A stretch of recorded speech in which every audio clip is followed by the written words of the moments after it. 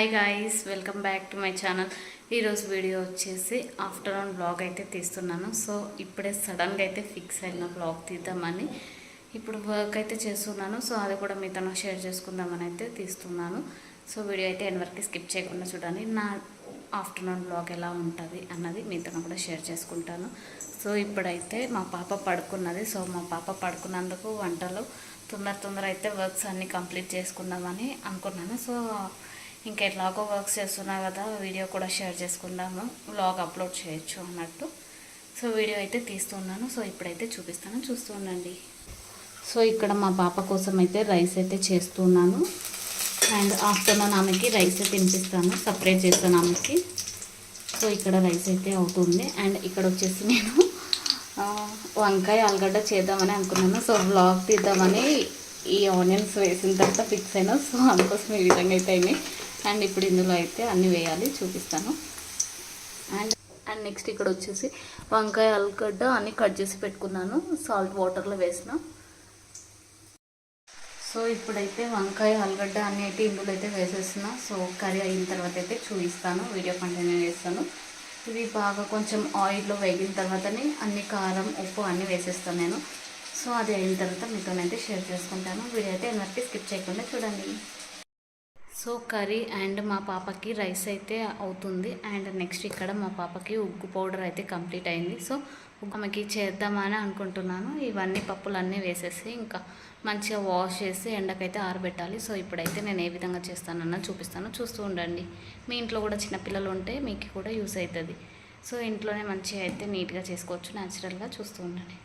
First ఈ గ్లాస్కి rice అయితే తీసుకున్నాను నేను. సో ఈ గ్లాస్కి రైస్ తీసుకున్నప్పుడు నేను ఈ చిన్న గ్లాస్కి ఒక్కొక్క గ్లాస్ పప్పు అయితే తీసుకుంటాను.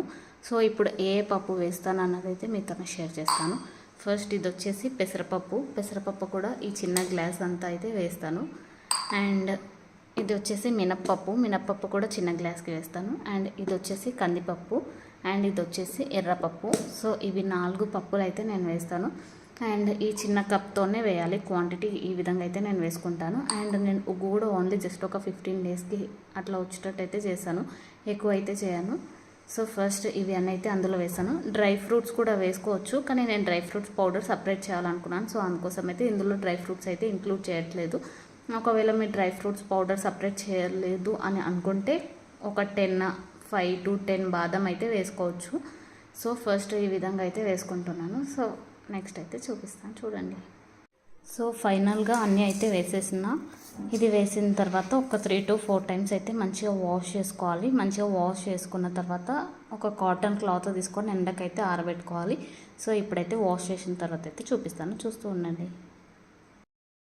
సో ఇప్పుడు ఈ పప్పులు అయితే మంచిగా అయితే వాష్ చేసి పెట్టుకున్నా. సో 3 to 4 టైమ్స్ అయితే వాష్ చేసిన. సో ఇప్పుడు ఇవి అయితే ఎండకైతే ఆరబెట్టాలి. సో ఆరబెట్టిన తర్వాత అయితే చూపిస్తాను. ఎండకైతే ఆరబెట్టిన. సో ఎండ ఉంటే ఒక 2 to 3 అవర్స్ వరకు అయితే మంచిగా అయితే డ్రై అయిపోతుంది. అండ్ ఎండ కొంచెం లేకపోతేనే ఎక్కువ అవర్స్ అయితే పెట్టాల్సి వస్తుంది. సో ఇప్పుడు ఎండ ఉంది కాబట్టి ఈవినింగ్ వరకు అయితే ఆరిపోతుంది మంచిగా. అండ్ నెక్స్ట్ ఇప్పుడైతే ఇంకా మా పాపకి రైస్ అయితే అయ్యింది అండ్ కర్రీ అయితే అవుతుంది. అండ్ నెక్స్ట్ దోశకైతే నానబెడతాం అనుకున్నాను. సో ఇప్పుడైతే దోశకైతే నానబెడతాను. సో ఇక్కడ చూడండి. సో ఇప్పుడు దోశకైతే నానబెడుతున్నా. దోశకు వచ్చేసి ఈ గ్లాస్ రైస్ అయితే తీసుకున్నాను, 2 గ్లాసెస్ అయితే తీసుకున్నాను. సో 2 గ్లాసెస్ రైస్కి. అండ్ నెక్స్ట్ మినప్పప్పు వచ్చేసి ఈ గ్లాస్కి కొంచెం తక్కువ అయితే తీసుకుంటాను నేను.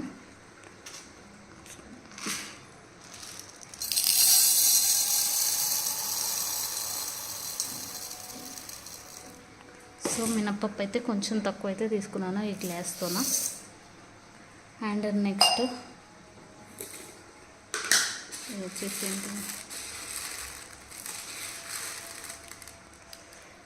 ఇది వచ్చేసి శనగపప్పు. సో శనగపప్పు మనం కొంచెం తీసుకోవాలి, చిన్న గ్లాస్ అంత అయితే తీసుకోవాలి. శనగపప్పు వేయడం వల్ల దోశలు సాఫ్ట్గా వస్తాయి. సో అందుకోసం అయితే నేను శనగపప్పు అయితే వేసాను.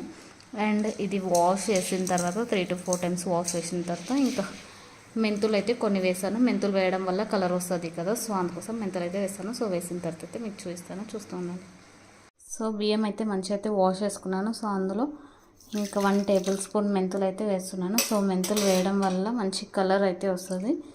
సో ఈ విధంగా అయితే చేసుకుంటాను నేను దోశ బ్యాటర్. సో దోశకైతే నానబెట్టేసిన అండ్ ఇది వచ్చేసి నైట్కి అయితే పట్టేసి పెట్టుకుంటాను నేను. ఇంకా ఒక 3-4-5 అవర్స్ అయితే నానబెడతాను. నానబెట్టిన తర్వాత అయితే మిక్సీ పట్టేస్తా. తర్వాత ఇక్కడైతే మా పాపకి రైస్ అయితే అయ్యింది అండ్ ఇక్కడ వచ్చేసి వంకాయ ఆలుగడ్డ అయితే అయ్యింది. సో ఇప్పుడు ఆమెకి లేపి ఇంకా తినిపించాలి. ఆమె లేస్తే అసలు వర్క్స్ ఏం చేసుకొని ఇవ్వదు, ఆమె పక్కనే ఉండాలంటది. సో అందుకోసం ఈ గ్యాప్లో అయితే ఇవన్నీ అయితే చేసేసిన అండ్ ఆమెకు తినిపించిన తర్వాత నేను కూడా అయితే తినేసేయాలి. సో వీడియో అయితే ఇది ఆఫ్టర్నూన్ బ్లాగ్. సింపుల్గా అయితే చిన్నగా అయితే తీసేస్తున్నా. సో ముందు ఇంకా మంచి వీడియోస్ చేయడానికి అయితే ట్రై చేస్తూ ఉంటాను. ఈ వీడియో మీకు నచ్చితే లైక్ చేయండి అండ్ సబ్స్క్రైబ్ చేసుకోండి. Thank you for watching. Bye bye.